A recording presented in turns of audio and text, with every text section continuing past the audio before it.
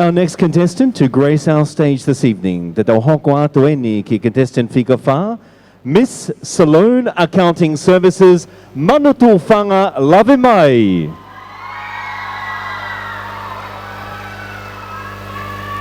Ko Manutu'ufanga Lavemai o ko taungo fulu, nei whaile I Aukalani no Sila, ka nei tupuhake fokia I Melapuane, Australia. O lo tonga ako fokia I he Universiti Katolika kuia I Australia, ki ona mata I tohi Bachelor of Arts. Manutu'ufanga's hobbies are spending time with family, music and performing.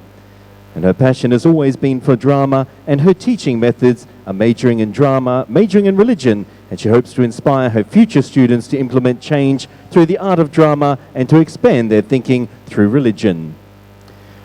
Mo pasmasi mai contestant Fika Wha, Miss Salone Accounting Services, Manutu'ufanga Lavemai.